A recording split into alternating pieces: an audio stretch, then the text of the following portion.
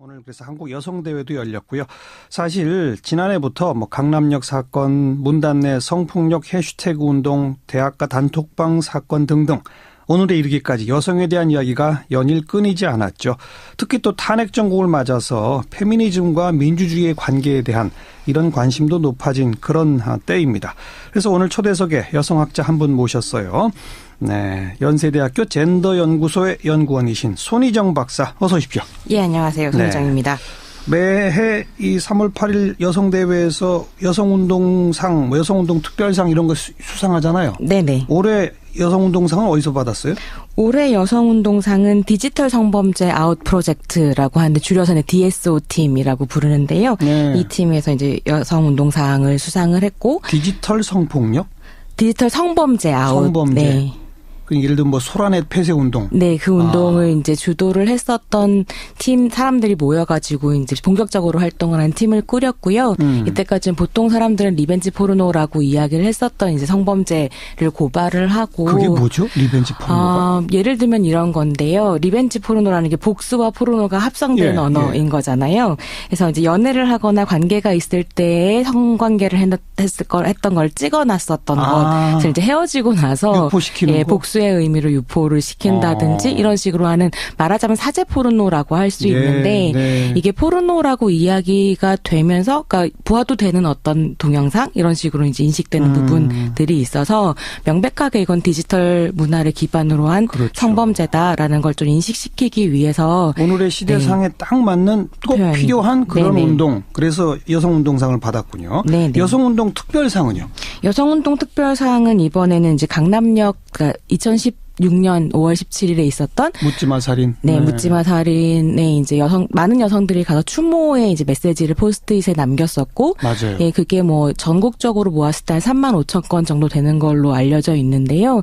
그 추모 행동에 참여했었던 여성들 집단을 이제 특별상으로 지정을 해서 수상을 한 것으로 알고 있습니다. 강남역 사건을 하나의 중요한 여성 문제로 부각시킨 그런 분들 이렇게 상을 줬군요. 또 왜 성평등의 이 걸림돌, 디딤돌 이런 상도 주잖아요. 네네. 그런 상도 이게 되게 재미있고 흥미로운 걸림돌은 상인데요. 뭐가 먼저 받았어요? 걸림돌은 이번에는 그 가임기 출산지도를 만들어서 출산지도. 네. 굉장히 화제가 됐고 여러 가지 이제 문제 제기를 받았었던 행정자치부하고요. 그다음에 결혼한 여성 직원을 해고하면서 이제 노동 문제를 불러일으켰었던 금복주에서 이제 상을 받은 고약한 회사더라고요. 네, 그렇습니다.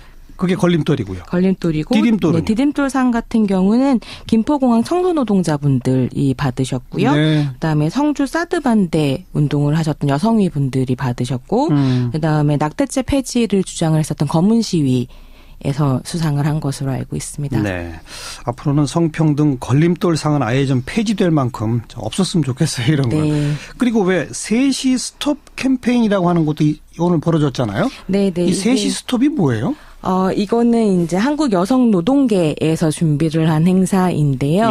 성별 임금 격차를 문제 제기하면서 그러니까 남성과 여성이 한국 사회에서 평균적으로 약 35%의 임금 격차가 있거든요. 그럼 이 임금 격차를 기준으로 봤을 때 여성들은 오후 3시 이후부터는 무임 노동을 하고 있는 거다. 그래서 무급 노동을 하고 있는 것이나 마찬가지다라는 의미에서 3시에 이제 일을 마치고 퇴근하자. 퇴근을 하자. 조기 퇴근 운동이라고 이야기를 하기도 하고요. 근데 그러다 진짜 3시 퇴근하면 어떡합니까?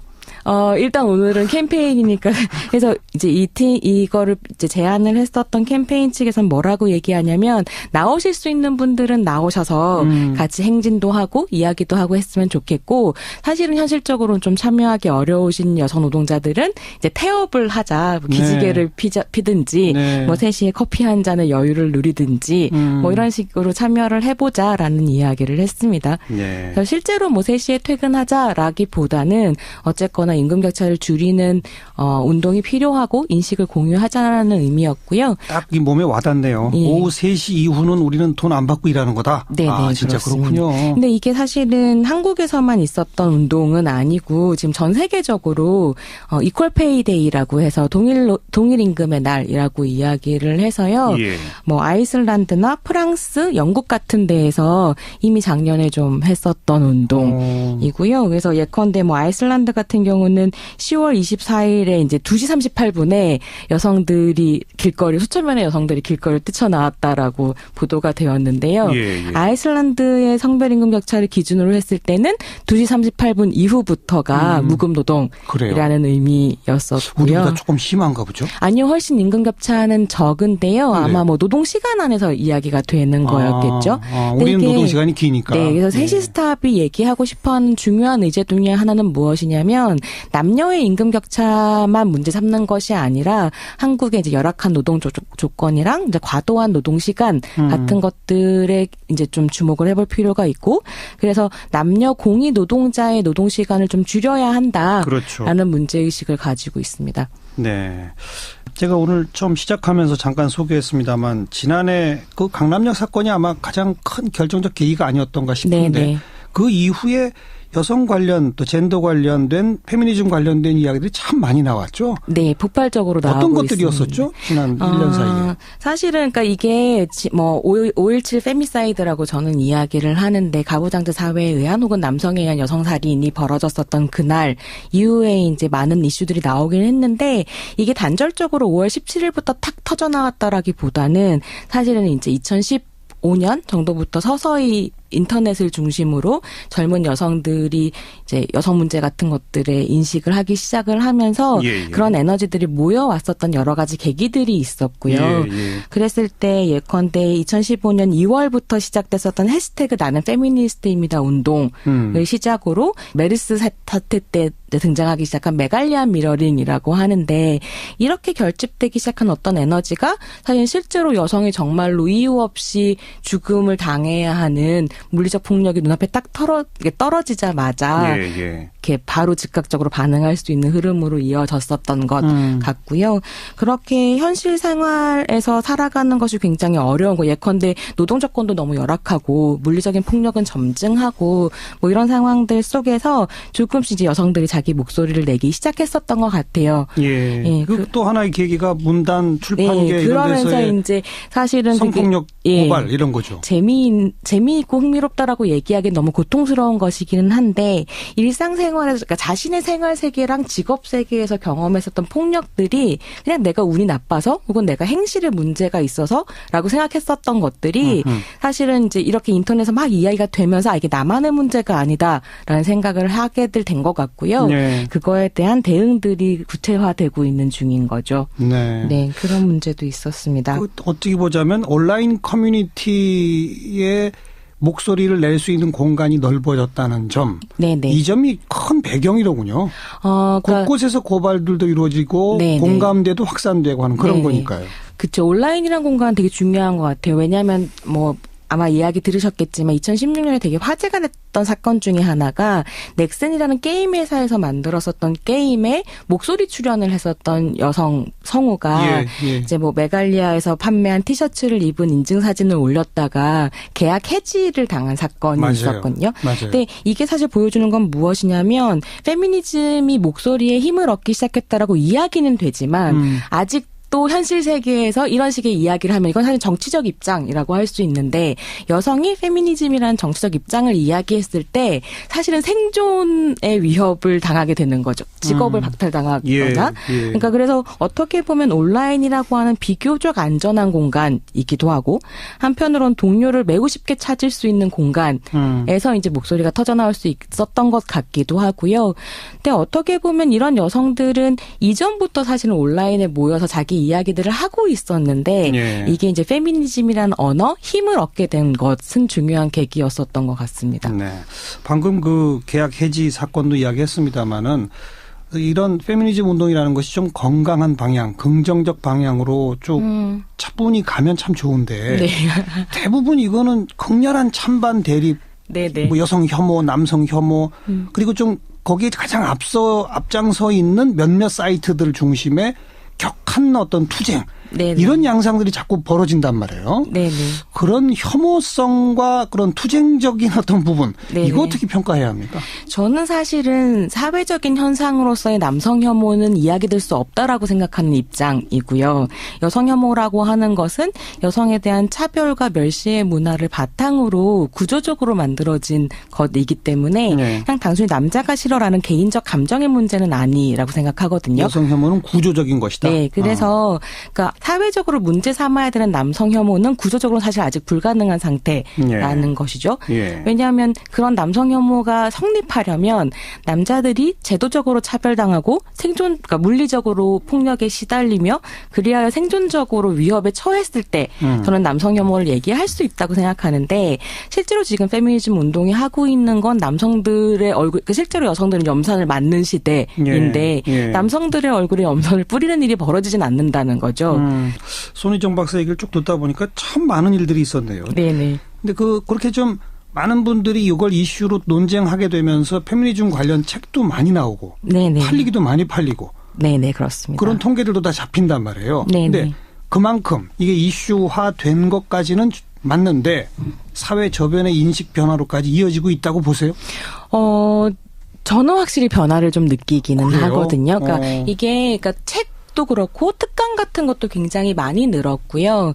그리고 확실히 이제 저는 대학에서 강의를 하고 있으니까 대학생들의 관심사도 넓어지고 있는 편인 것 같아요. 근데 저는 급하게 생각하지는 않으려고 하는 게 그러니까 페미니즘의 역사도 이미 100년이 넘었지만 예. 훨씬 더 긴 역사를 가지고 있지만 그렇게 사회의 인식을 바꾼다는 게 빠르고 쉽게 되는 것이 아니고 그래도 긍정적으로 한 걸음이나마 걸었다. 가고 있다라는 것. 2년밖에 안 된 걸 반갑네요. 생각하면 반갑네요. 네네 그렇습니다. 유력한 대선 후보가 난 페미니스트 대통령 되겠다 이런 말까지 공개적으로 하는 거 보면 네네. 확실히 조금씩은 좋아지고 있는 것 같은데. 그렇습니다. 자, 오늘 꼭 하나 또 짚어봐야 될 게 이 네네. 탄핵 정국에서 촛불 집회 현장에서도 뭐 대통령이 여성이다 보니까 대통령 네네. 비판하는 거 좋으나 여성 비판 발언, 여성 비하 발언으로 가서는 안 됩니다라는 네네. 반응이 나왔었잖아요. 네네. 그건 예를 들면 어떤 거였었죠? 뭐 예컨대 이재명 시장이 저작거리 아녀자라는 식으로 이야기 최순실과 네. 예,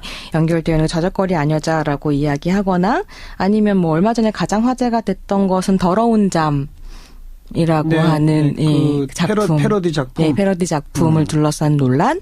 그다음에 DJ DOC의 뭐 노래 수치인 분명이라는 노래가 광장에서 불러줘도 되느냐 안 되느냐 이런 것들을 둘러싼 논란들이 좀 있었죠. 네. 네. 그런 거 하면 또 탄핵 반대 집회에서도 네.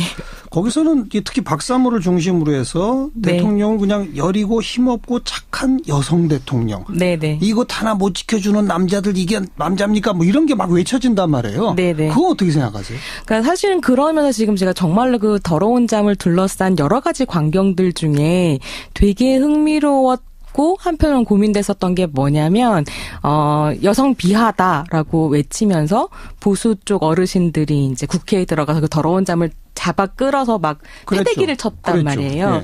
근데 이게 한쪽에서는 마치 페미니스트들이 가서 여성 혐오하지 말아라고 패대기 친 것처럼 의도적으로 곡해되어 유통이 되고 네. 그것이 벌어지는 와중에 또 새누리당에서는 여성 비하하지 말라고 여성 의원들이 막 피켓을 들고 이랬단 말이죠. 그랬죠. 근데 그것들을 보면서 저는 한편으로는 어쨌거나 여성운동 혹은 한국의 페미니즘 진영이 끊임없이 성평등과 함께 더불어서 여성 및 성소수자들의 인권을 이야기하고 싸워온 역사가 굉장히 쉽게 여성 인권이나 성소수자 인권에 전혀 관심이 없는 사람들에 의해서 정치적으로 도둑질 당하는 현장을 목격한 것 같은 느낌이었거든요. 예. 실제로 정말 그러니까 박근혜 대통령이 여성 대통령으로서 대표성을 띠고 그래서 대통령이 되었을 때에 한국에서의 여성 인권이 나아졌는가 하면 실제로는 그렇지 않았고 수치상으로도 명백하게 안 좋아졌고 그랬을 때에는 저는 박근혜 대통령을 여성 대통령으로 규정하기 되게 어려운 지점들이 있다라고 생각을 하는데 했어야 할 때에는 여성 정체성을 아무것도 내세우지 않았던 때에 그러니까 불리해졌을 때에는 여성이라는 정체성을 가지고 와서 페미니즘의 언어를 전유하는 방식이었다라고 생각하는 거죠. 예. 그래서 예컨대 그 태극기 집회 같은 데에서 여성들이 얼굴 내걸고 나와서 여성 비하하지 말라라라고 이제 이야기를 하는데 그 여성들은 그 집회 자리에선 또 막 이 집회 꽃 이런 식으로 호명된단 말이에요. 그러니까 실은 이거는 제대로 된 여성주의라고 이야기할 수 없고요. 그렇죠. 아주 정확하게 박근혜 대통령은 여성이기 이전의 대통령으로 먼저 평가받아야 된다고 생각합니다. 네. 그러니까 적극적으로 여성 정책을 잘 했다면, 즉 긍정적 의미의 여성성을 발휘했다면 모르겠으나 그건 없었다는 표현이고 반대로 공격당할 때는 난 여성이니까 보호받아야 돼. 이거는 좀 구시대적인 여성권 아닙니까? 사실은 여성에 대한 이미지나 이때까지 여성운동이 해왔던 여러 가지 가치들을 완전히 퇴행시키고 있는 상황인 거죠. 근데 한 가지 고민해야 될 것은 무엇이냐면 그랬을 때 실제로는 박근혜 대통령과 정치적인 적대에 있는 사람들이 박근혜 대통령을 그러니까 그때 예전에 대선 때 이제 박근혜 문재인이 붙었을 때에도 박근혜 대통령이 준비된 여성 대통령이라는 캐치프레이즈를 가지고 와서 내걸었을 때 실제로 잘 먹히지 않은 부분들이 있었는데 문재인 캠프 쪽에서 막 그 특전사 내세우고 그다음에 굉장히 사랑스러운 와이프가 있는 가부장적인 이미지를 내세우고 그다음에 박근혜는 여성이라서 군대를 안 갔다 왔고 심지어는 아이도 안 낳아 보았다는가라는 식으로 이제 여성 비하적으로 박근혜를 끌어내리려고 했을 때 비로소 사실은 박근혜가 소수자로서의 여성성을 가지게 되는 부분이 있는 거죠.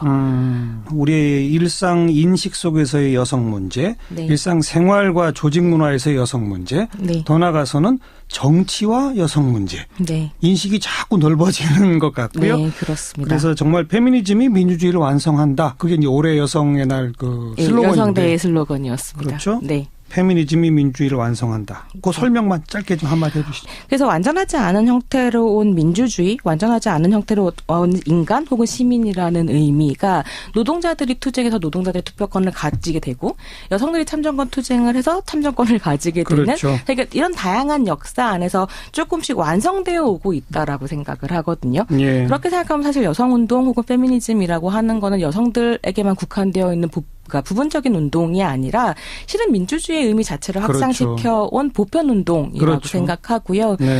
그렇다면 여성운동은 민주주의를 완성해가는 하나의 어떤 흐름으로 계속 움직이고 있다고 볼 수 있습니다. 성평등 척도는 곧 그 나라의 민주주의 척도이기도 하다. 네, 그렇기도 하고요. 오늘 여기까지 말씀 듣죠. 고맙습니다. 네, 감사합니다. 연세대학교 젠더연구소 연구원 손희정 박사였습니다.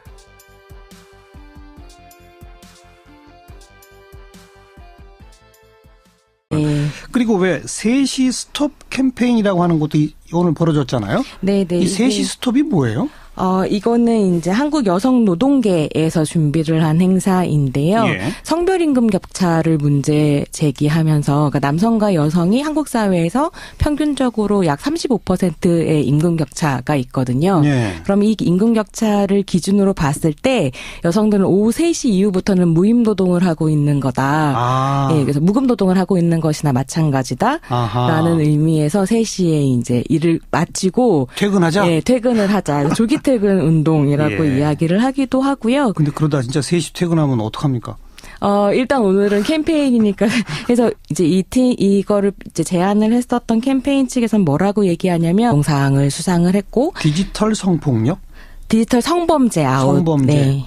예를 들면 뭐 소라넷 폐쇄 운동. 네, 그 운동을 이제 주도를 했었던 팀 사람들이 모여가지고 이제 본격적으로 활동을 한 팀을 꾸렸고요. 이때까지는 보통 사람들은 리벤지 포르노라고 이야기를 했었던 이제 성범죄를 고발을 하고. 그게 뭐죠? 리벤지 포르노가? 예를 들면 이런 건데요. 리벤지 포르노라는 게 복수와 포르노가 합성된 언어인 거잖아요. 그래서 이제 연애를 하거나 관계가 있을 때 성관계를 했던 걸 찍어놨었던 것을 이제 헤어지고 나서 유포시키는 거. 복수의 의미로 유포를 시킨다든지 이런 식으로 하는 말하자면 사제 포르노라고 할 수 있는데 이게 포르노라고 이야기가 되면서 그러니까 보아도 되는 어떤 동영상 이런 식으로 이제 인식되는 부분들이 있어서 이런 상도 주잖아요. 네네 그런 상도 이게 되게 재미있고 흥미로운 상인데요. 걸림돌은 뭐가 먼저 받았어요? 걸림돌은 이번에는 그 가임기 출산지도를 만들어서 출산지도 굉장히 화제가 됐고 여러 가지 이제 문제 제기를 받았었던 행정자치부하고요. 그다음에 결혼한 여성 직원을 해고하면서 이제 노동 문제를 불러일으켰었던 금복주에서 이제 상을 받은 고약한 회사더라고요. 네, 그렇습니다. 그게 걸림돌이고요. 걸림돌이고 디딤돌은? 디딤돌상 같은 경우는 김포공항 청소노동자분들이 받으셨고요. 네. 그다음에 성주 사드 반대 운동을 하셨던 여성위 분들이 받으셨고 그다음에 낙태죄 폐지를 주장을 했었던 검은 시위에서 수상을 한 것으로 알고 있습니다. 네. 앞으로는 성평등 걸림돌상은 아예 좀 폐지될 만큼 좀 없었으면 좋겠어요. 이런 거. 명백하게 이건 디지털 문화를 기반으로 한 그렇죠. 성범죄다라는 걸 좀 인식시키기 위해서 오늘의 시대상에 딱 맞는 꼭 표현. 필요한 그런 네네. 운동. 그래서 여성운동상을 받았군요. 네네. 여성운동 특별상은요? 여성운동 특별상은 이번에는 이제 강남역 2016년 5월 17일에 있었던 묻지마 살인. 네, 묻지마 살인에 이제 많은 여성들이 가서 추모의 이제 메시지를 포스트잇에 남겼었고, 맞아요. 예, 그게 뭐 전국적으로 모았을 때 한 35,000건 정도 되는 걸로 알려져 있는데요. 그 추모 행동에 참여했었던 여성들 집단을 이제 특별상으로 지정을 해서 수상을 한 것으로 알고 있습니다. 강남역 사건을 하나의 중요한 여성 문제로 부각시킨 그런 분들 이렇게 상을 줬군요. 또 왜 성평등의 이 걸림돌, 디딤돌 오늘 그래서 한국 여성대회도 열렸고요.